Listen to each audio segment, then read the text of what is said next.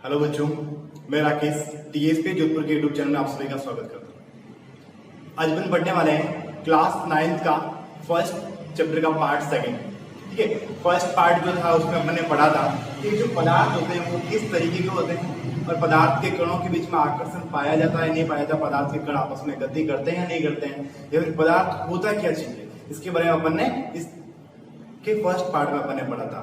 ठीक है, तो आप लोगों ने फर्स्ट पार्ट में वो चीजें पढ़ी। अभी अपन नेक्स्ट सेकंड पार्ट में पढ़ने वाले हैं पदार्थ की अवस्थाएं। ठीक है, चैप्टर का नाम क्या आपके पास में?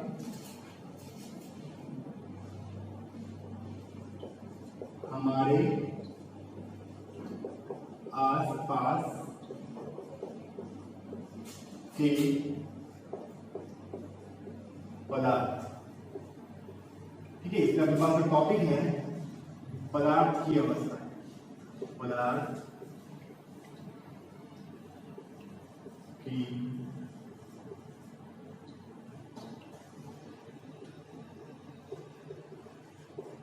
अवस्था, स्टेट ऑफ मैटर्स। ठीक है, आप लोग नोट करना चाहें तो नोट कर सकते हैं स्टेट ऑफ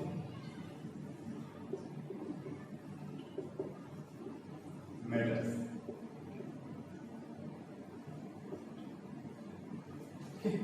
हाँ, देखिए अब अपन पढ़ने वाले हैं पदार्थ की अवस्था। देखिए जनरली पदार्थ जो होता है वो तीन टाइप का होता है। जनरली पदार्थ जो होता है वो कितना टाइप का होता है? तीन टाइप का होता है। ठीक है, जैसे अपन को बोलते हैं ठोस, सॉलिड, द्रव,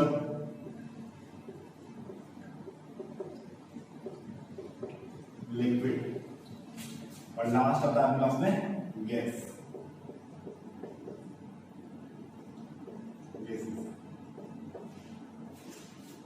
ठीक है, जनरली पदार्थ कितना टाइप का होता है? तीन टाइप का होता है। वैसे देखा जाए तो नेक्स्ट नई जो उदाहरण है उनके अनुसार पदार्थ जो होता है वो 5 टाइप का होता है: ठोस, द्रव एंड गैस। फिर फोर्थ टाइप आता है इसका प्लाज्मा, और फिफ्थ टाइप आता है इसका BEC. BEC Bose Einstein condensation. ठीक है, बोस आइंस्टीन कंडेंसेशन। ठीक है, तो ये टोटल पदार्थ के जो होते हैं वो 5 टाइप होते हैं। ठीक है, सॉलिड, लिक्विड एंड गैस, ठोस, द्रव, गैस, प्लाज्मा और बीईसी। लेकिन आप लोगों की कोर्स के अंदर अपने को सॉलिड, लिक्विड और गैस के बारे में ही पढ़ना है। ठीक है, फर्स्ट, सेकंड और थर्ड, इन तीनों के बारे में आप लोगों को पढ़ना है। तो मैं आप लोगों को एक टेबल की फॉर्म के अंदर इनको सब एक्सप्लेन करता हूँ ताकि आप लोगों को इजीली समझ में आ जाएगा। ठीक है, आपकी बुक के अंदर अलग अलग दे रखे हैं, पहले सॉलिड को समझा रखा है, फिर लिक्विड को समझा रखा है, फिर गैस को समझा रखा है। ठीक है, लेकिन मैं आप लोगों को एक टेबल की फॉर्म में आप लोगों को समझा रहा था कि इससे क्या होगा, आप लोगों को एक कंपैरिजन से समझोगे तो समझने में इजी रहेगा। ठीक है, देखिए सबसे पहले अपन बात करते हैं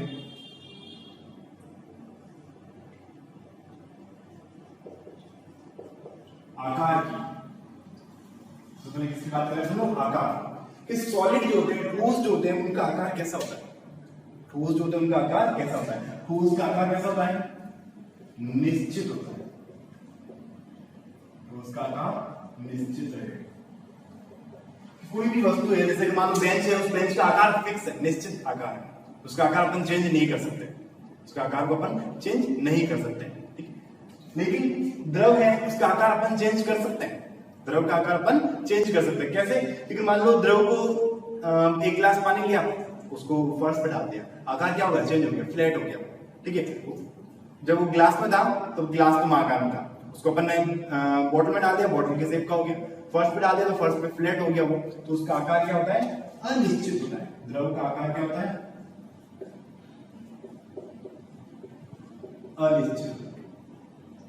ठीक है, और लास्ट बात आती है गैस की। गैसों का आकार भी क्या होता है? अनिश्चित। गैसों का आकार अनिश्चित कैसे होता है? क्योंकि तो गैसें जो होती है वो क्या होती है? वायुमंडल में फैल जाती है। अगर मान लो अपन आप लोगों ने जनरली कभी कभी देखा होगा कि घर पे अगर अपन जो गैस पे खाना वाना बनाते हैं तो कभी आप लोगों ने देखा होगा हल्की सी गैस अगर लीक हो जाती है तो क्या पूरी घर के अंदर स्मेल फैल जाती है। पूरे घर के अंदर उसकी क्या होगी? स्मेल फैल गई। तो उसका आकार निश्चित है, तो घर के अंदर स्मेल कैसे फैल रही है? क्योंकि गैस क्या हो रही है, अपना आकार उसका क्या होता है, चेंज हो जाता है। वो क्या होता है, पूरे घर में फैल जाते हैं, उसका आकार कैसा होता है, अनिश्चित होता है, इसलिए वो पूरे घर के अंदर क्या हो रही है, फैल रही है। ठीक है, तो उसका विसरण जो दर होती है वो क्या होती है, बहुत अधिक होती है, फैलने की जो दर होती है वो क्या होती है, अधिक होती है। ठीक है, नेक्स्ट देखिए सर, ये हो गया फर्स्ट पॉइंट अपने पास में। सेकंड पॉइंट आता है अपने पास में आयतन। ठोस का आयतन निश्चित होता है।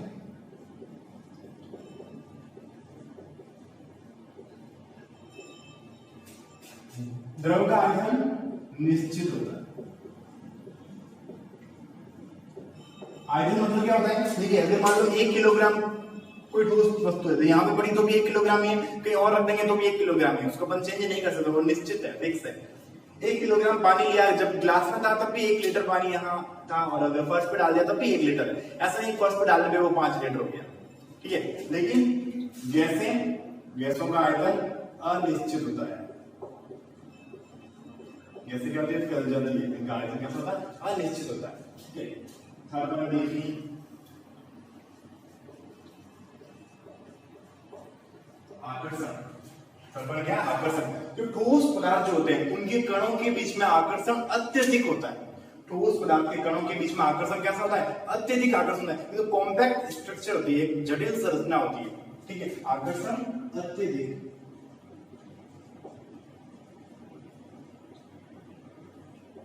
ठीक है, लेकिन इसमें भी ध्यान रखें आप लोग, कुछ ठोस ऐसे होते हैं कि जो इजीली ब्रेक हो जाते हैं, कुछ ठोस ऐसे होते हैं बहुत अधिक तापमान देने पर भी टूटते नहीं है। इसका मतलब क्या हो गया, उनमें आकर्षण बहुत ज्यादा अधिक है। अगर बहुत ज्यादा अधिक आकर्षण है तो वो तापमान देने पर लेट टूटेंगे, उसको तापमान अधिक देना पड़ेगा। जैसे मान लो लोहे की बात करें, लगभग 1600 से 1700 डिग्री तापमान देंगे जब तब जाके टूटता है।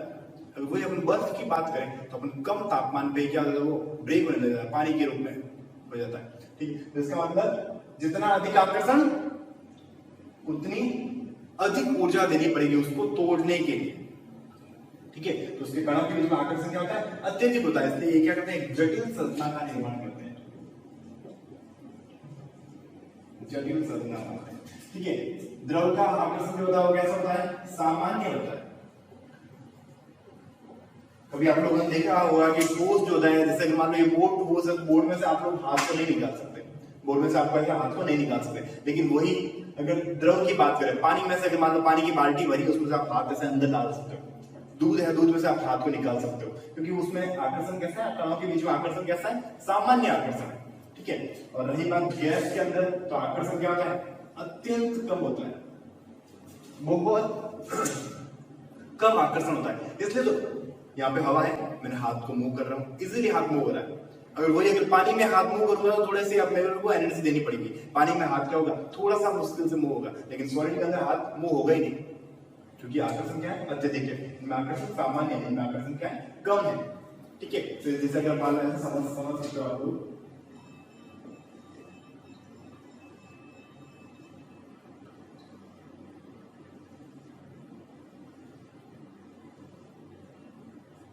इनके जो कण होते हैं वो इस तरीके से व्यवस्थित होते हैं, और द्रव के कण जो होते हैं वो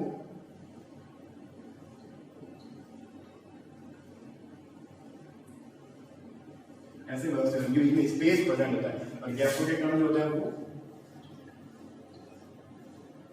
दूर दूर होते हैं। गैसों के कण कैसे होते हैं, दूर दूर होते हैं। अब देखिए नेक्स्ट बात आती है अपने पास संपीड़न।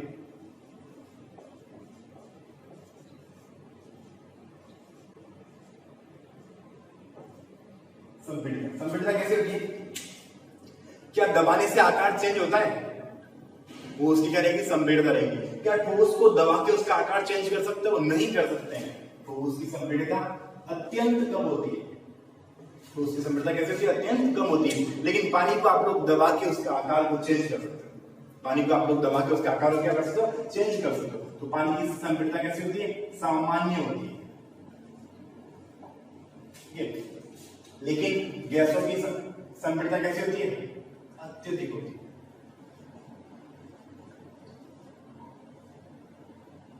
गैसों को दबा के अपन उसका आकार को क्या कर सकते हैं, चेंज कर सकते हैं। ठीक है, जैसे कि आप लोग देखा होगा जो गैस जो होती है, एलपीजी गैस, सीएनजी गैस, इनको जब सिलेंडर में भरा जाता है तो अत्यंत दाब देकर उसको क्या किया जाता है, कंप्रेस किया जाता है, संपीड़ित किया जाता है। ठीक है, उसके बाद उसको एक सिलेंडर में भर दिया जाता है। ठीक ठीक है, तो उसकी संप्रदा क्या होती है, अत्यधिक होती है। अब देखिए नेक्स्ट देखिए, विसरण की दर देखो,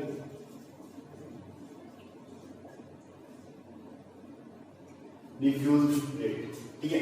विसरण की दर क्या होती है, विसरण मतलब फैलने की दर, फैलने की टेंडेंसी। लेकिन मान लो मैं किसी चीज को यहाँ पर, सॉलिड चीज को यहाँ पर रखता हूँ टेबल पे, तो उसकी फैलने की दर क्या रहेगी, अत्यंत कम,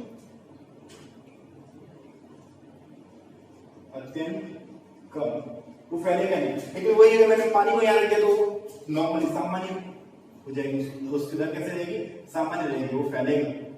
लेकिन वही अगर गैस यहाँ पर लीक हो गई तो क्या हो गया, वो गैस पूरे रूम में फैल जाएगी, गैस क्या होगी, पूरे रूम में फैल जाएगी। तो इसकी विसरण की दर क्या होती है, अत्यधिक होती है, ठीक है। अब देखिए लास्ट, इसको देखते हैं अपन घनत्व, देखते हैं अपन घनत्व। जो ठोस जो होता है उसका घनत्व क्या होता है, अधिक होता है। घनत्व क्या होता है, द्रव्यमान अपॉन आयतन, द्रव्यमान अपॉन आयतन, कि उसका द्रव्यमान कितना है, उसका आयतन कितना, आयतन घेर रहा है, ठीक है। तो द्रव्यमान 1 किलोग्राम द्रव्यमान है और आयतन, ठीक है, तो इसका मतलब ठोसों का जो घनत्व होता है वो क्या होता है, अधिक होता है, जबकि द्रव का जो घनत्व होता है वो सामान्य होता है, क्योंकि गैसों का घनत्व कम होता है, गैसों का घनत्व क्या रहेगा, कम रहेगा। द्रव्यमान तो 1 लीटर है, लेकिन घनत्व आयतन बहुत ज्यादा एरिया में फैल गई वो, ठीक है, तो कम बटा अधिक, मान क्या आएगा, कम आएगा, क्योंकि जो ऊपर कोई संख्या 1 लिखी हुई, नीचे मान लो संख्या 100 लिखी हुई, इसका जो भी मान आएगा वो क्या आएगा, कम आएगा। तो इसके लिए ये क्या हो गया, ये अपना द्रव्यमान है, ये आयतन है, ठीक है। तो अपने पास में क्या हो गया, जो गैसें जो होती है उनका घनत्व क्या रहेगा, कम रहेगा, ठीक है। तो ये अपने पास में एक जनरल डिफरेंस है, एक अंतर के रूप में भी आप समझ सकते हो कि ठोस, द्रव और गैसों में क्या क्या अंतर होते हैं। तो आप लोग इस तरीके से एक बार ऐसे टेबल के रूप में समझ सकते हो, ताकि क्या रहेगा, आप लोग कंपैरिजन से पढ़ोगे तो इजी रहेगा समझने में। आप लोग पैराग्राफ से पढ़ोगे तो समझना थोड़ा हार्ड रहेगा, लेकिन कंपैरिजन करते करते पढ़ोगे तो इजी रहेगा, ठीक है। आप लोग एग्जांपल देख सकते हो, उदाहरण एग्जांपल, एक ऐसा एग्जांपल जो सब जगह प्रेजेंट रहेगा, ठीक है। बर्फ, पानी और वाष्प, ठीक है। तो ये बर्फ एक ऐसी, पानी की जो तीनों अवस्थाएं जो होती है वो प्रकृति में सर्वत्र पाई जाती है, ठीक है, और तीनों रूपों में पाई जाती है, बर्फ, पानी और वाष्प, तीनों रूपों में प्रेजेंट होती है, ठीक है। ये क्या हो गया अपने पास है, तीनों के अंदर क्या हो गया, डिफरेंस हो गया, ठीक है। चलिए अभी अपन नेक्स्ट पढ़ते हैं, वाष्पीकरण। वाष्पीकरण से पहले अपन एक टॉपिक पढ़ लेते हैं कि जो पदार्थ जो होता है, पदार्थ के ऊपर किस किस तापमान का प्रभाव कैसा होता है, या दाब का प्रभाव किस रूप में होता है, ठीक है। तो उसको अपन पहले डिस्कस करते हैं। ये प्लाज्मा और पीईसी आप लोगों के कोर्स के अंदर है नहीं, फिर भी थोड़ा ध्यान रखें आप लोग।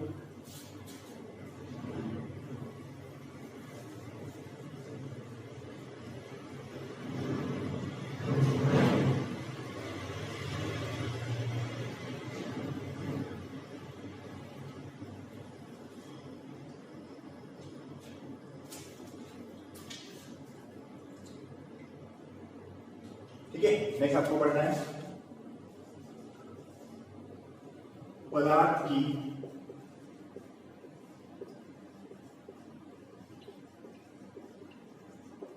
अवस्था परिवर्तन।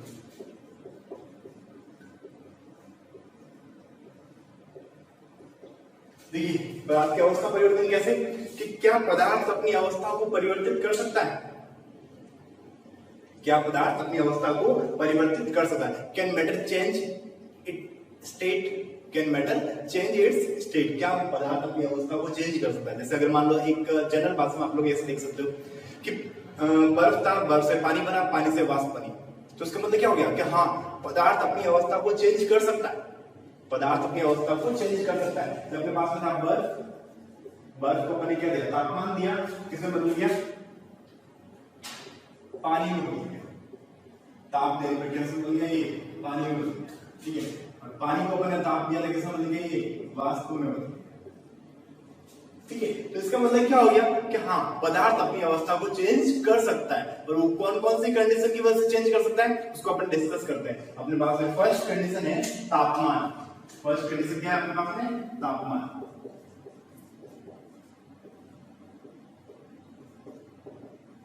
ठीक है। हाँ देखिए तापमान के बारे में डिस्कस करते हैं। तो जैसे ही अपन किसी भी सॉलिड लिक्विड गैस कोई भी अवस्था में अपन पदार्थ में अपन तापमान देते हैं, तो जैसे तापमान देंगे तो पदार्थ के जो कण जो रहेंगे वो क्या करने लगेंगे? गति करने लगेंगे। तापमान की वजह से पदार्थ के कण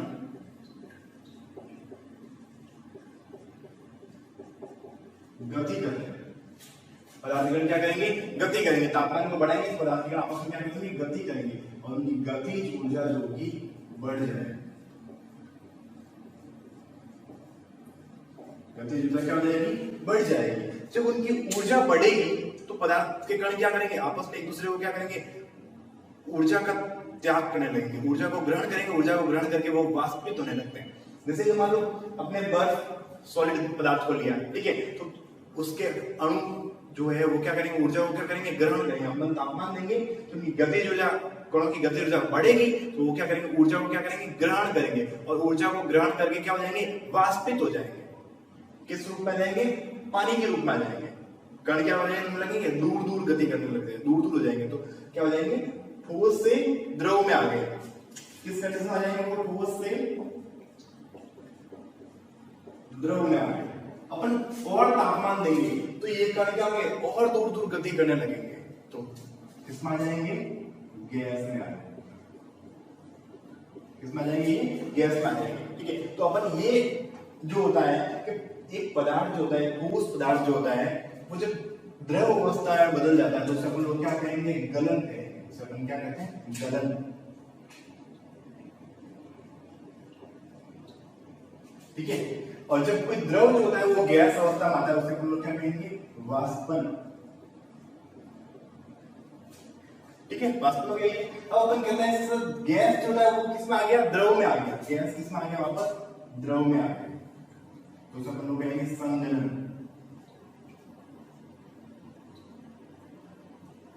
ठीक है। वापस द्रव जो होता है वो किसमें जाता है? ठोस में चला जाता है, तो उसे अपन लोग क्या कहेंगे? जमना। क्या कहते हैं उसे? अपन लोग जमना। ठीक है। तो ये कंडीशन आप लोगों को ध्यान में रखनी है कि इसका तापमान का प्रभाव है। किसका प्रभाव है? ये तापमान का प्रभाव है। अब देखिए एक इंपॉर्टेंट टर्म है, कभी कभी ऐसा होता है कि ठोस जो होता है वो किसमें बदल जाता है? गैस में बदल जाता है। ठोस जो होता है वो किसमें बदल जाता है? गैस में बदलता है। बिना द्रव में रूपांतरित हुए ठोस किसमें बदल जाएगा? गैस में बदल जाएगा। उस कंडीशन को हम लोग बोलते हैं ऊर्ध्वपातन। ऊर्ध्वपातन। जिस जो कपूर जो होता है, तो कपूर जो होता है वो क्या होता है? कपूर को जैसे अपन लोग जलाते हैं, आप लोगों ने देखा होगा आरती कपूर जो होता है, कपूर को अपन जैसे जलाएंगे तो वो क्या हो गया? डायरेक्ट गैस में बदल गया, वाष्प में बदल गया। ठीक है, गैस के रूप में बदल गया, क्योंकि वो कौन सा प्रोसेस हो गया? उसके अंदर ऊर्ध्वपातन का प्रोसेस हो गया। कपूर को जलाने पे ठोस पदार्थ होता है वो किसमें बदल गया? गैस में बदल गया। ठीक है। तो अब इसकी कुछ डेफिनेशंस, कुछ परिभाषाएं हैं, वो आप लोगों को क्या करनी पड़ेगी? याद रखनी पड़ेगी। क्योंकि देखिए एक परिभाषा है क्वथनांक।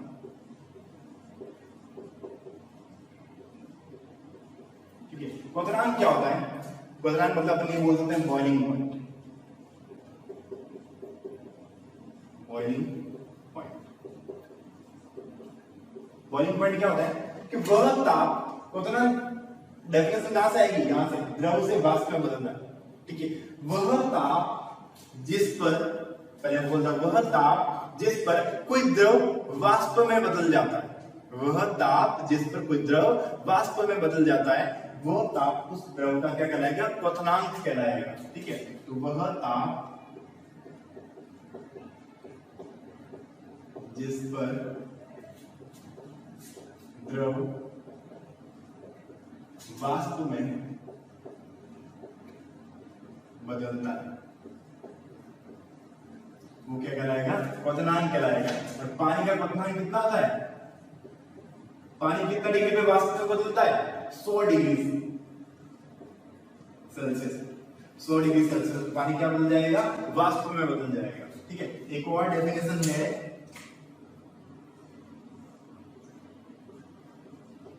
गलनांक, फ्रीजिंग पॉइंट।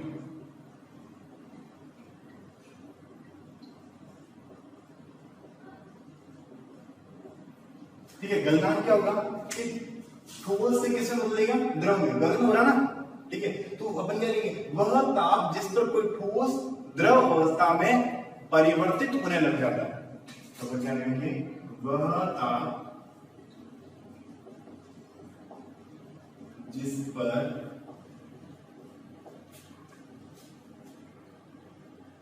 ठोस द्रव अवस्था में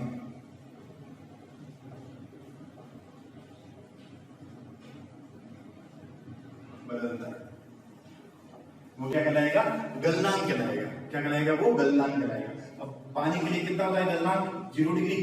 0 डिग्री से जैसे ऊपर उठने लगता है तो क्या होने लग जाता है, पानी गलने लग जाता है, जो सॉरी बर्फ गलने लग जाता है। ठीक है, तो अपन किसके लिए कहेंगे, बर्फ के लिए कहेंगे ना, आइस। ठीक है, क्लियर हो गई आप लोगों को ये बातें। तो ये कुछ डेफिनेशन है वो आप लोगों को याद रखनी पड़ेगी। अब देखिए इसके कुछ डेफिनेशन आती है, इस आप लोगों को थोड़ा ये ध्यान रखना है कि पानी जो होता है वो 100 डिग्री पे उबलने लगता है। डिग्री सेंटीग्रेड क्या होता है, केल्विन क्या होता है, देखिए ये होता है डिग्री सेंटीग्रेड, डिग्री सेल्सियस। ठीक है, और ये होता है केल्विन, डिग्री केल्विन। ठीक है, तो केल्विन और इसमें चेंज कैसे करते हैं अपन लोग, जो भी डिग्री सेल्सियस दे रखा है, डिग्री सेल्सियस को अपन क्या करते हैं 273 ऐड कर देते हैं, तो किसके इक्वल हो जाएगा, डिग्री केल्विन के इक्वल हो जाएगा।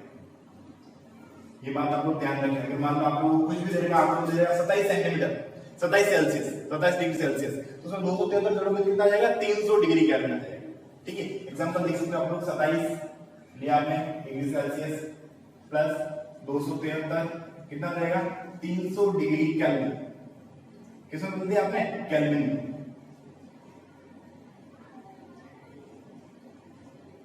ठीक है, और वही है मान लो डिग्री केल्विन को आप लोगों को सेल्सियस में बदलना है, तो 273 को क्या कर दो, माइनस कर दो। आपने अगर प्लस किया है तो वापस आप माइनस करोगे तो वापस आपके पास क्या आएगा, डिग्री सेंटीग्रेड, डिग्री सेल्सियस आ जाएगा। ठीक है, क्लियर हो गया आप लोगों को। तो ये कुछ बातें हैं जो आप लोगों को ध्यान में रखनी होती है। ठीक है, कुछ डेफिनेशन ऐसी होती है कि जैसे एक डेफिनेशन है गुप्त ऊष्मा। ठीक है, यहाँ प्रसुप्त ऊष्मा, थर्ड बात नहीं, प्रसुप्त ऊष्मा।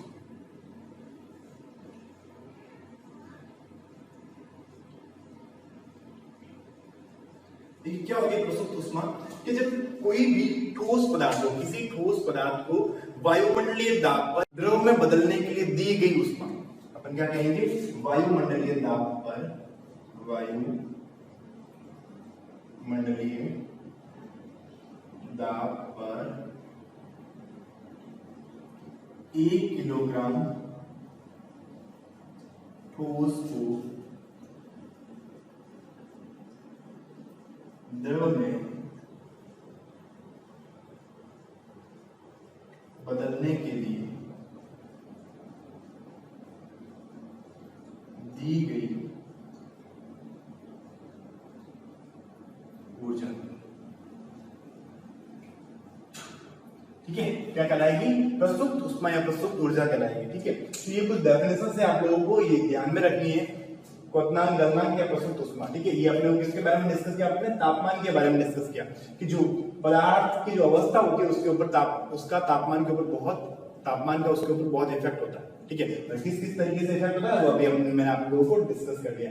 ठोस द्रव में बदल सकता है और द्रव गैस में बदल सकता है। ठीक है, ठोस द्रव में बदलता है उसे गलन कहते हैं, और द्रव गैस में बदलता है उसे वाष्पन कहते हैं। ठीक है, क्लियर हो गया आप लोगों को ये। ठीक है, और ये कुछ डेफिनेशन है, डेफिनेशन आप लोगों को याद रखनी है, किस तापमान पर क्वथनांक किसे कहते हैं, गलनांक किसे कहते हैं, प्रसुप्त ऊष्मा किसे कहते हैं। ठीक है, क्योंकि अपने को ये थोड़ा कुछ बातें हैं ये आप लोगों को ध्यान में रखनी पड़ेगी। जैसे अगर आप लोगों ने एक प्याले में बर्फ लिया, उसको तापमान देते हो तो क्या होता है, अब वो आप लोगों के सर वो ऊर्जा गई क्या, वो ऊर्जा किससे बदल गई, पानी के अणुओं में रूपांतरित हो गई। तो उस पानी के जो अणु है वो क्या है, थोड़ा सा दूर दूर है, क्योंकि उन अणुओं ने क्या किया, ऊर्जा को क्या कर दिया, ग्रहण कर दिया। उसके अंदर छुपी हुई ऊर्जा है, उसमें जो ऊष्मा है वो कैसी है, उसमें छुप गई है, तो उसे अपन लोग क्या कहेंगे, गुप्त ऊष्मा या प्रसुप्त ऊष्मा कहेंगे। ठीक है, तो वही जो ऊर्जा है वो किससे बदल गई, पानी के कणों के रूप में बदल गई है। ठीक है, तो ये आप लोगों को कुछ बातें हैं वो आप लोगों को ध्यान में रखनी है। ठीक है, नेक्स्ट देखिए, नेक्स्ट अपने को पढ़ना है दाब का प्रभाव।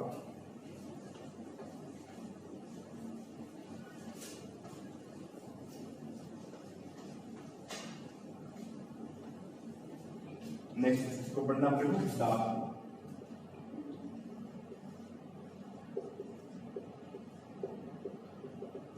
देखिए वैसे शुरुआत में आपको ध्यान रखें दाब की जो इकाई होती है वो पास्कल होती है, पास्कल।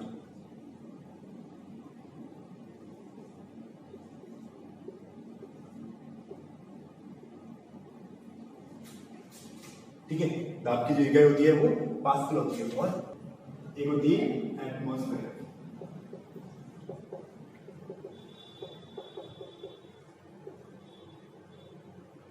ठीक है, तो ये इसकी क्या होती है, इकाइयां होती है। ठीक है, अब देखिए दाब का प्रभाव किस तरीके से होता है, अपने को ये थोड़ा सा ध्यान रखना है कि किसी भी अपन जैसे गैसें जो होती है, अपन गैसों को दाब देते हैं, कोई भी गैस को अपन क्या करते हैं, दाब देते हैं, तो वो क्या होती है, कंप्रेस हो जाती है। जैसे कि आप लोगों ने देखा होगा कि अपन सब्जी बनाते हैं, तो सब्जी बनाने में जैसे अगर सब्जी के ऊपर ढक्कन लगाया जाए तो उसके नीचे जो होती है पानी की बूंदें इकट्ठी हो जाती है, क्योंकि वाष्प ऊपर उठी, आप लोगों ने उसके ऊपर क्या लगा दिया, दाब लगा दिया। आप लोगों ने उसके ऊपर क्या लगाया, दाब लगाया, तो दाब की वजह से वो पानी की बूंदें क्या हो गई, वहां पर इकट्ठी हो गई, पानी की बूंदें वहां पर क्या हो गई, इकट्ठी हो गई। ठीक है, तो किसमें रूपांतरित हो गई, वापस द्रव में रूपांतरित हो गई। दाब लगाने पर जो गैसें जो होती है किसमें बदल जाती है, द्रव में बदल जाती है। लेकिन ऐसा नहीं है कि द्रव को दाब लगाएंगे तो किसमें बदल जाएगा, ठोस में बदल जाएगा। तो ये काम नहीं हो सकता, ये वाला नहीं होता। लेकिन ये होता है कि गैस को अपन दाब देंगे तो किसमें बदल जाती है, द्रव अवस्था में रूपांतरित हो जाती है। इसीलिए जो गैसें जो होती है एलपीजी, सीएनजी, इन गैसों को जब सिलेंडर में भरा जाता है तो अत्यंत दाब, अत्यंत प्रेशर डालकर उसको किसमें रूपांतरित करते हैं, द्रव में क्या कर देते हैं, रूपांतरित कर देते हैं। और एक सिलेंडर की फॉर्म, सिलेंडर के अंदर वो उसको भर देते हैं। जब अपन सिलेंडर को हिलाते हैं अपने पास लगता है पानी है इसके अंदर। ठीक है, लेकिन होता क्या कंडीशन है उसके अंदर, जैसे वो बाहर निकलता है तो वापस कैसे क्या होती है, रिलीज हो जाती है। ठीक है, उनके ऊपर से दाब हट जाता है तो उसकी वजह से क्या होता है, वो गैस फॉर्म आती है। ठीक है, तो गैसों को अपन क्या करते हैं, दाब देकर द्रव अवस्था में क्या कर सकते हैं, रूपांतरित कर सकते हैं। ठीक है, जितनी भी गैसें होती है उनको, तो ये क्या होता है, इसके ऊपर दाब का प्रभाव होता है। ठीक है, नेक्स्ट अपने को पढ़ना है इसमें वाष्पीकरण। इसका पढ़ना अपने को वाष्पीकरण।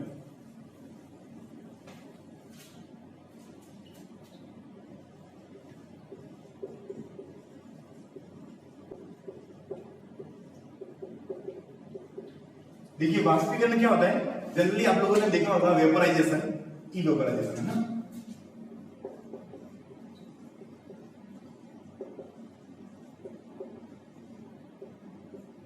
इवेपोराइजेशन क्या होता है कि जब कोई भी द्रव को अपन लोग तापमान देते हैं, किसी भी द्रव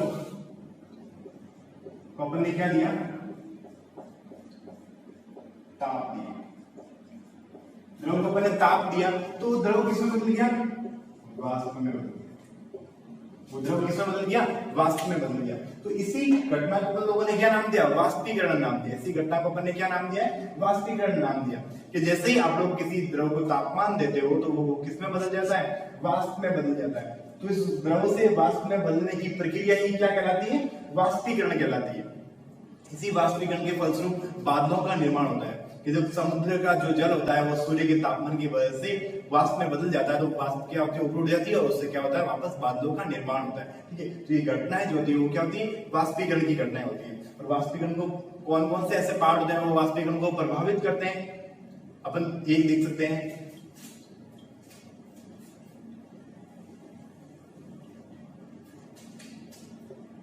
क्षेत्रफल, किसी भी एरिया का क्षेत्रफल। अगर मान लो आपके पास में कपड़ा है, आपके पास में क्या है, कपड़ा है। ठीक है, कपड़ा भीगा हुआ है, आपने इस कपड़े भीगे हुए कपड़े को एक जगह इकट्ठा करके रख दिया। ठीक है, आपने इसका क्षेत्रफल को इंक्रीज नहीं किया तो इसका क्या हो गया, इसके अंदर से वाष्पीकरण क्या होगा, लेट होगा। लेकिन उसी कपड़े को आपने क्या करता, पूरा का पूरा फैला के रख दिया, उस कपड़े को आपने क्या किया, पूरा का फैला के ऐसा रख दिया। ठीक है, तो उसका क्या होगा, वो कपड़ा जल्दी से सूख जाएगा। तो इसका मतलब क्या हो गया, क्षेत्रफल का इफेक्ट वाष्पीकरण पे पड़ा। इसलिए अपन जब कपड़ों को सुखाते हैं तो क्या करते हैं, ऐसे खोल के सुखाते हैं। ऐसा नहीं है कि कपड़ों को धो के एक जगह इकट्ठा करके डाल देते हैं, ऐसा नहीं डालते हैं, क्योंकि उसमें से वाष्पीकरण क्या रहेगा, इजीली हो जाता है। वैसे वाष्पीकरण क्या हो गया, इजीली हो जाता है। नेक्स्ट अपन देखते हैं हवा का वेग।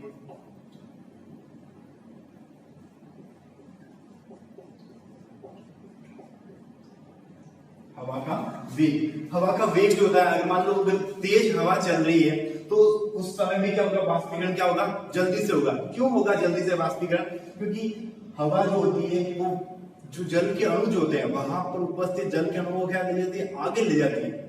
आगे क्या करती है, ले जाती है। तो उस वजह से वहां पर जल की मात्रा क्या होती है, कम हो जाती है। तो इस वजह से उस जो पदार्थ होता है वहां से क्या होता है, वाष्पीकरण होने लग जाता है। वहां से क्या होता है, वाष्पीकरण होने लग जाता है और अपने को उमस फील होती है उस कंडीशन के अंदर। तो क्या होता है वहां पे वाष्पीकरण होता है। ठीक है, तो ये क्या होता है, वाष्पीकरण के कुछ पार्ट ऐसे जैसे क्षेत्रफल है, हवा का वेग है, ये क्या करते हैं, वाष्पीकरण को क्या करते हैं, प्रभावित करते हैं। ये चीजें वाष्पीकरण को क्या करती है, प्रभावित करती है। आप लोगों को देखो तापमान होता है,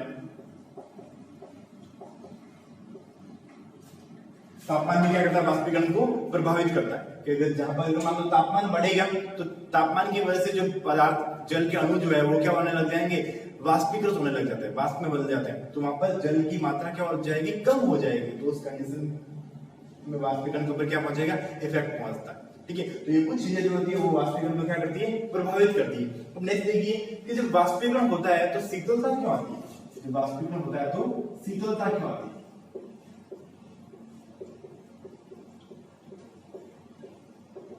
ठीक है, शीतलता क्यों होती है, क्योंकि शीतलता का रीजन क्या होता है, जैसे वाष्पीकरण